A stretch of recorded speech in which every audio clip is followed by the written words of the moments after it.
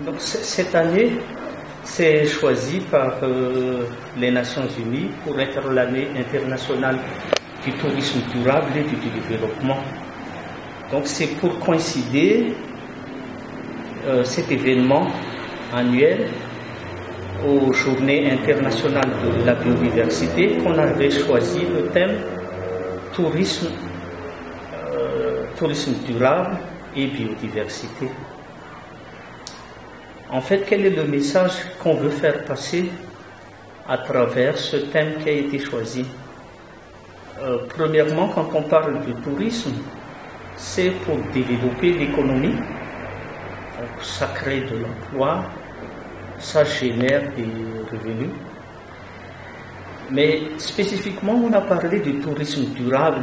Donc, la notion de durabilité, c'est que tout en apportant donc des revenus supplémentaires, le tourisme devrait être durable. Alors, le tourisme axé sur la biodiversité et qu'on appelle communément écotourisme, c'est que si la biodiversité elle-même n'est pas durable, il n'y aura pas de tourisme durable. La spécificité à Madagascar, et on parle toujours d'une dualité entre la richesse de ce pays, aussi bien en termes de biodiversité qu'en termes de ressources minières, et le contraste avec la pauvreté de la population. Alors, si la population est pauvre, elle dépend de plus en plus des ressources naturelles. Qu'on parle de biodiversité actuellement, ça amène à la destruction de la biodiversité. Et si la biodiversité est détruite, même si les gens veulent voir notre biodiversité, quelle biodiversité on va leur montrer? Ce qui fait que cette interdépendance entre le tourisme durable et la biodiversité, c'est qu'il faut protéger donc la biodiversité. Il faut bien gérer notre biodiversité qui est unique.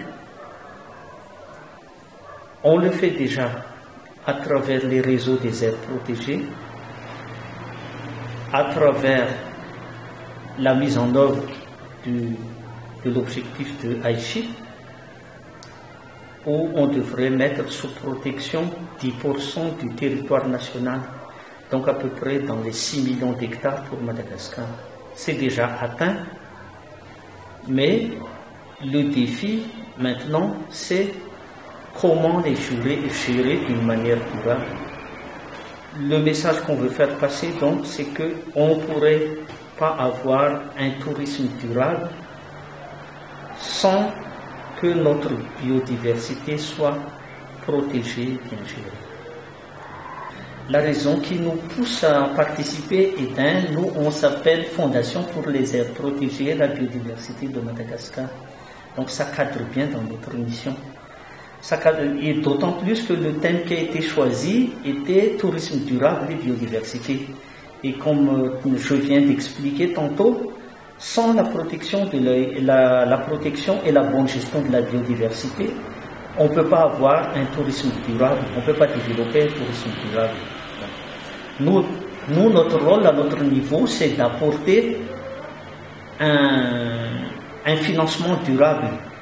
Financement durable, ça ne veut pas dire suffisant, mais notre financement est durable en ce sens que nous, on a un capital qu'on investit à l'étranger, dans les marchés boursiers, et cela génère des intérêts. Et c'est cet intérêt-là que nous, on utilise pour financer la biodiversité. Actuellement, on recense officiellement 123 aires protégées à Madagascar. Mais notre objectif n'est pas de financer les 123 aires protégées. Ce sera impossible. Parce qu'il fallait quelque chose comme 8 millions de dollars par an pour financer ces aires protégées-là. Mais nous, on part du principe qu'il y a plusieurs entités qui devront participer au financement des aires protégées. Entre autres, l'État, les bailleurs de fonds, les gestionnaires eux-mêmes, donc à travers la mise en place des activités qui génèrent un revenu. Et entre autres, c'est l'écotourisme, c'est le lien direct avec la célébration de la journée internationale de la biodiversité. Et le quatrième élément, c'est nous-mêmes. Parce que si nous, on investit bien ces capitales, ça génère annuellement un certain intérêt qui sera un financement durable de nos aires protégées. Donc, pour le moment, nous, on finance à hauteur de 2,5 millions de dollars par an.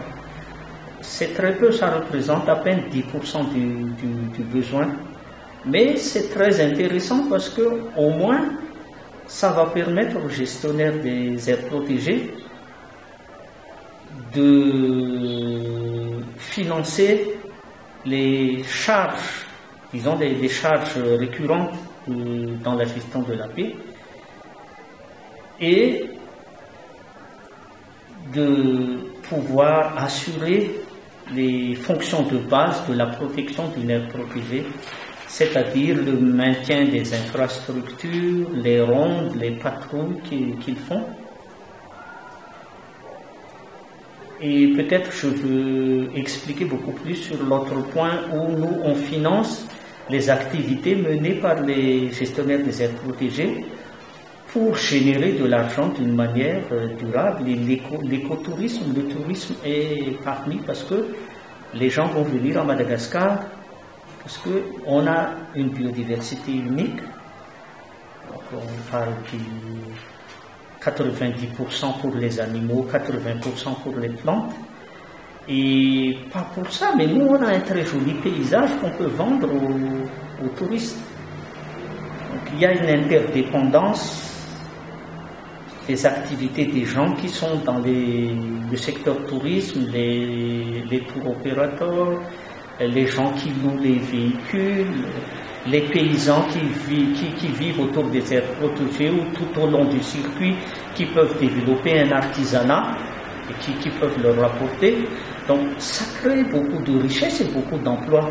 Mais ça ne pourrait pas être durable si la biodiversité au objet de la visite est en péril. Donc c'est pour cela que nous, de notre côté, on essaie de mobiliser les gens à travers, par exemple, dans les financements, on finance aussi l'éducation environnementale, parce que les enfants sont notre avenir, et c'est eux qui vont contribuer à la protection de cette biodiversité plus tard.